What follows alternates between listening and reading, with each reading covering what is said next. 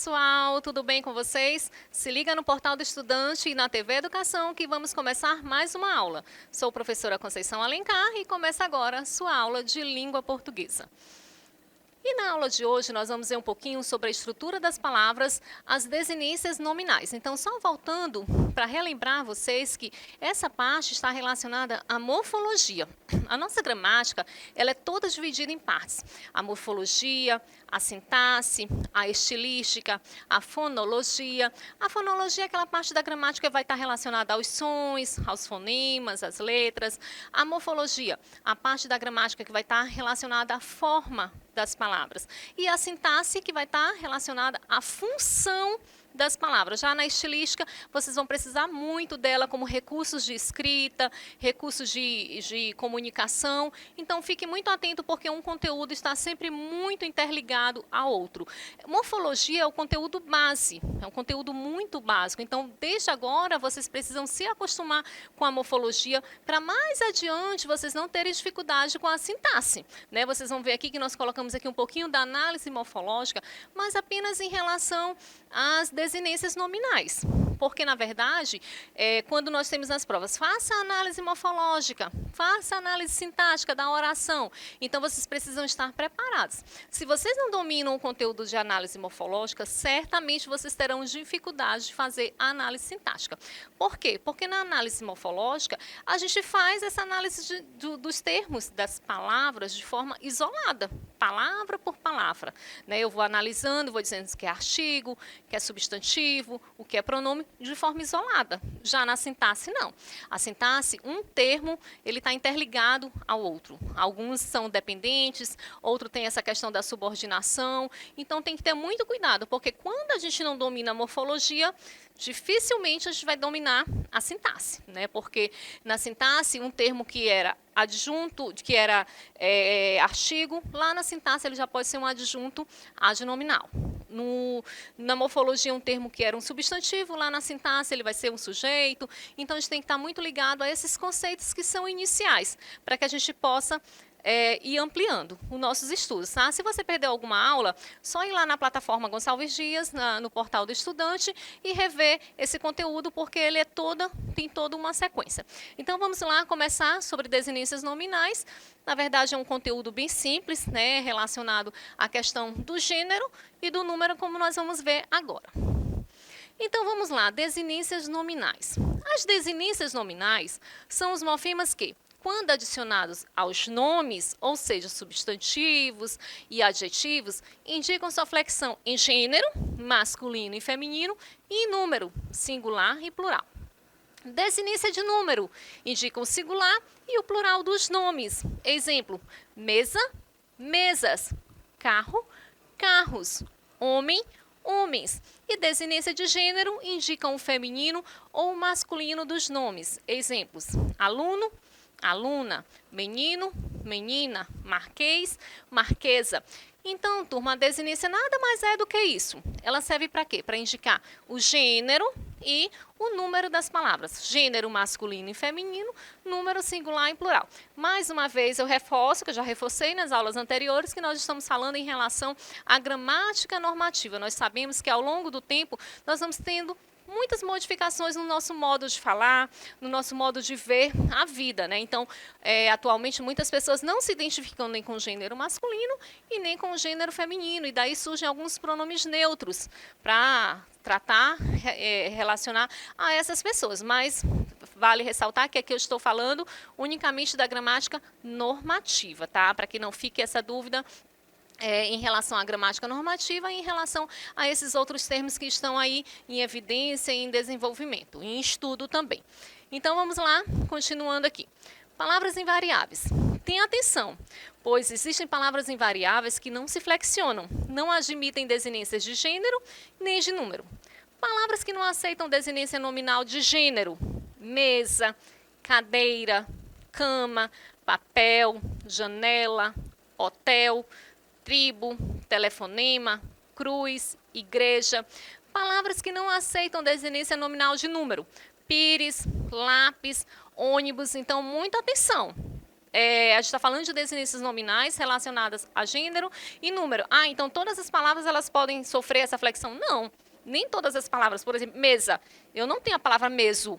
Não tem, não existe. A palavra cadeira. Eu não tenho a palavra cadeiro. Não existe. Então, a gente tem que estar muito atento ao que pode variar e ao que não pode. Outra dica muito importante é que quando vocês olham o S no final da palavra, diz, tem o S é plural, pronto, fácil. Não, turma, muita atenção. Nem sempre o S ele é indicativo do plural, tanto nos nomes como nos verbos. Aqui, no caso, a palavra lápis, ônibus, pires, ela não dá um indicativo de plural. Só porque tem o S, você está dando um indicativo de plural? Não, muita atenção. Acontece também nos verbos. Eu estudo, tu estudas. O tu é a segunda pessoa do singular. Então, esse S aí, ele não me dá uma ideia de plural. Então, nós temos que estar muito atentos a essas questões. Morfemas presos e livres. Quando o morfema por si só encerra o significado de um vocábulo, ele é chamado de livre. Os morfemas presos, por sua vez, são aqueles que sozinhos não detêm significado. Muito simples isso aqui. A questão, o próprio nome, ele já dá uma ideia de significado para a gente. O que é preso, o que é livre, né? No caso aqui os morfemas presos são aqueles que não têm significado. E o livre... Desculpa, os morfemas presos, por sua vez, são aqueles que sozinhos não detêm significado. Por exemplo, o má. Má é um morfema livre. Por quê? Porque apenas a palavra má, ela já te dá uma ideia do significado. Quando eu falo má, você já consegue idealizar, você já consegue pensar numa situação, você já consegue pensar numa frase. E o S sozinho, ele é um morfema que ele indica o quê? Ele indica o plural. Mas ele sozinho, ele vai ser apenas uma letra S. Eu não sei, eu não vou saber que aquela letra S está me indicando uma ideia de plural, se ele estiver sozinho. Vai ser apenas uma letra do alfabeto. Por isso, morfemas presos e morfemas livres, tá? Classificação: lexicais e gramaticais. São morfemas lexicais, substantivos, os adjetivos, os verbos e alguns advérbios de modo. Lembram dos advérbios de modo? Bem, mal, atentamente, tranquilamente, calmamente. Muitos advérbios de modo terminam com esse sufixo mente, né? A gente estudou já essa questão do prefixo, que vem antes da palavra, e também do sufixo que vem depois da palavra. São morfemas gramaticais. Os artigos, os pronomes, os numerais, as preposições, as conjunções e os demais advérbios, bem como os elementos mórficos que indicam número, gênero, modo, tempo e aspecto verbal. Na verdade, os lexicais é aquele que, a partir dessas palavras, a gente pode formar várias outras palavras. Tem uma derivação assim quase infinita, né, de tantas palavras que a gente pode ir formando. E os gramaticais está mais relacionado aos artigos, aos pronomes, aos numerais, relacionado também aos aspectos verbais. Vamos fazer aqui a análise morfológica em relação à estrutura das palavras, como eu falei para vocês. Na verdade, a análise morfológica ela é mais detalhada.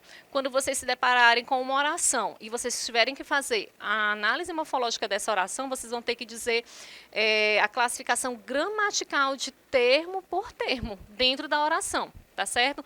Aqui não, aqui a gente está vendo só em relação à estrutura das palavras. Por exemplo, facilmente. Qual é o radical? Radical fácil, né? E o sufixo mente.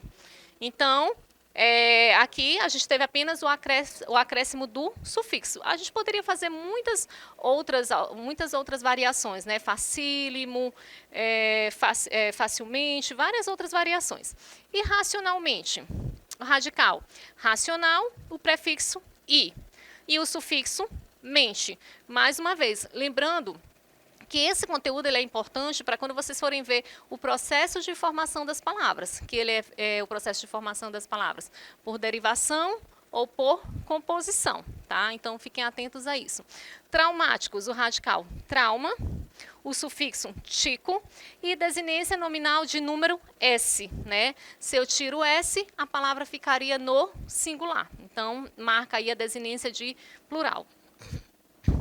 Pavores, o radical pavor, desinência nominal de número S que dá essa ideia também. Muita atenção à formação do plural, tá, turma? É um conteúdo que é bastante cobrado. A gente pode pensar, plural é muito fácil, a gente viu lá no ensino fundamental, principalmente a formação dos substantivos compostos, o plural dos substantivos compostos. Vale essa dica, anotem aí para vocês procurarem e estudarem esse conteúdo depois, o plural dos substantivos compostos.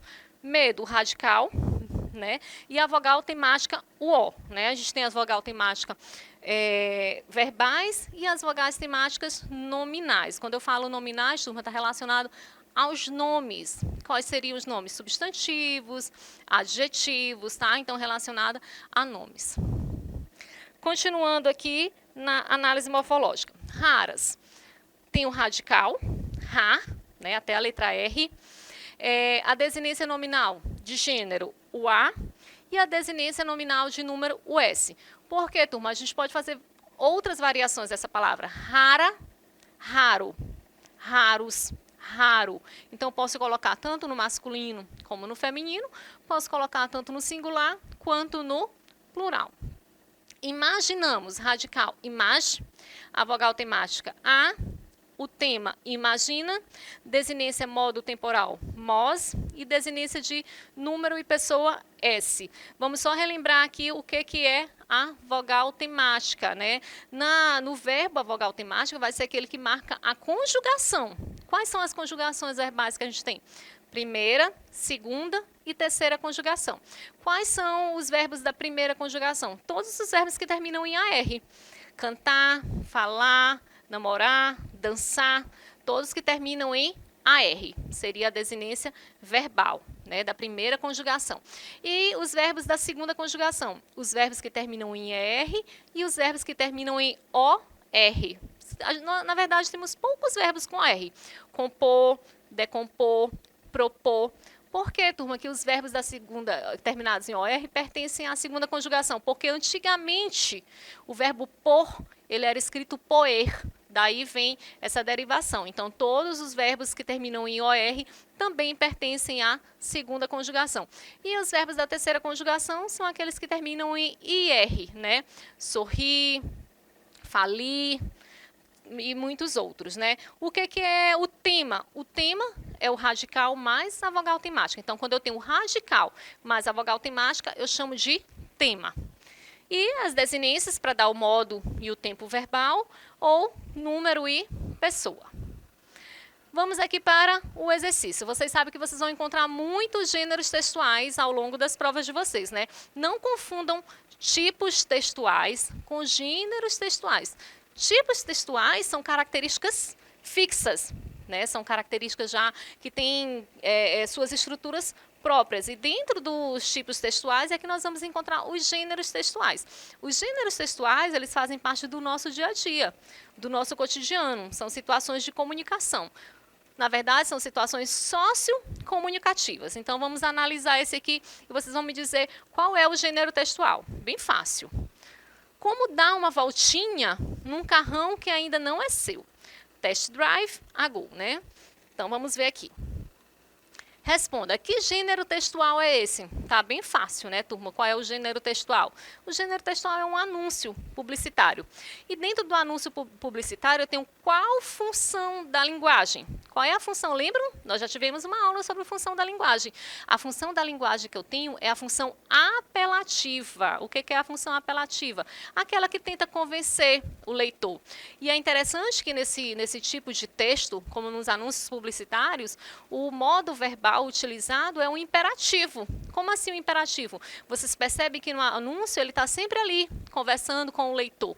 Ele dá ordens, ele dá conselhos, né? Compre, faça, venda, venha, veja, prove, aprove. Então, nos anúncios publicitários, vocês vão sempre encontrar esses verbos no imperativo. Qual a função da linguagem? A função apelativa. Qual a finalidade desse texto? A finalidade é convencer o leitor a fazer um test drive, quem sabe, a partir desse teste, adquirir o carro. Letra C. Qual o sentido da palavra carrão? Gente, a palavra carrão, ela foi utilizada só para dizer que o carro é grande? O que vocês acham? Não, né? Ela foi dizer, olha, ele tem um carrão. Quando eu digo ele tem um carrão, não é porque ele tem um carro grande. Eu quero dizer que ele tem um carro potente, que ele tem um carro bonito, um carro moderno, né? Então, nem sempre as palavras, quando elas têm essa terminação no final, às vezes elas não indicam só aumentativo ou diminutivo.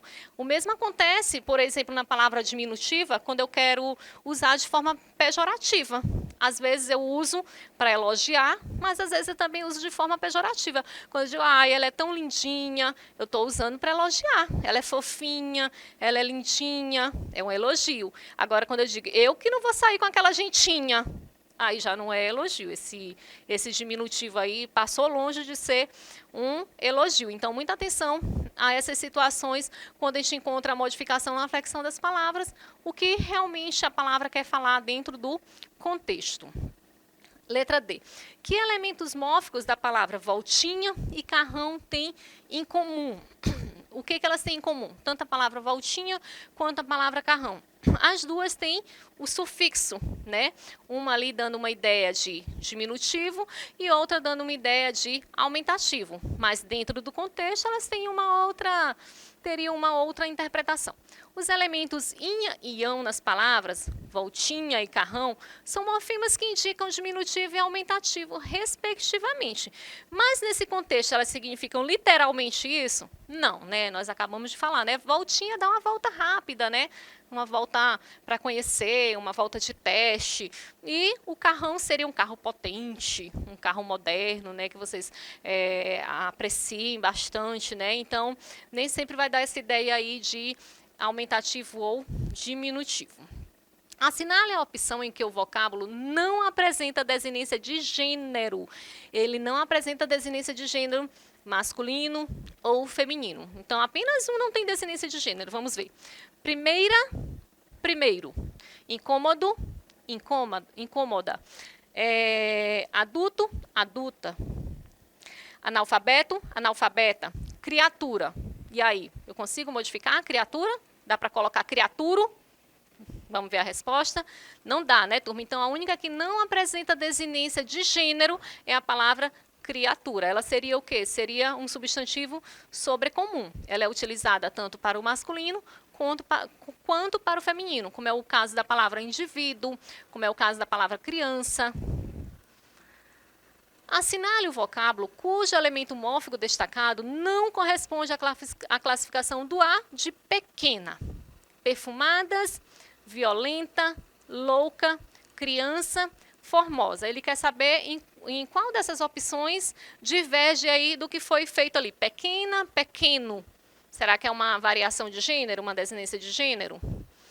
Na verdade, a palavra criança. Por quê? Porque todos os outros eu posso fazer a desinência, colocando no masculino, no singular, no plural. Perfumada, perfumados. Violenta, violento. Louca, loucos. Formosa, formoso. E já a criança eu não consigo. Mais uma vez, qual é a classificação dentro dos substantivos? Seria um substantivo sobrecomum. Criança, indivíduo. Seria uma única forma, tanto para o masculino quanto para o feminino. Assinale a alternativa que apresenta um erro quanto à classificação do elemento mórfico destacado na palavra. A. Aflitivo, desinência nominal de gênero. B. Gentinha, vogal temática. C. Moça, desinência nominal de gênero. D. Fogos, desinência nominal de número. Ou E. Caderno, vogal de ligação. Vamos ver a resposta. Ali, turma, vogal de ligação não seria, né? A letra E, a resposta caderno, tem um erro em relação ao elemento mórfico, a classificação desse elemento mórfico. Por quê? Porque está longe de ser uma vogal de ligação. O que são as vogais ou as consoantes de ligação? São aqueles que servem apenas para auxiliar na hora da pronúncia, né? São aquelas pequenas, uma pequena letrinha, uma pequena vogal, uma pequena consoante, que vai nos ajudar a pronunciar melhor aquela palavra, certo? E agora o nosso momento português nas redes, que traz aqui, ó, gramática normativa né? Está rejeitando ali. E a variedade linguística. Qual é a diferença, turma? A gramática normativa é aquela que a gente utiliza nas nossas provas, né? Em situações mais formais, tem que estar dentro das regras gramaticais que são estabelecidas. Não podemos fugir muito disso, porque senão nós estaremos cometendo um erro dentro da classificação da gramática.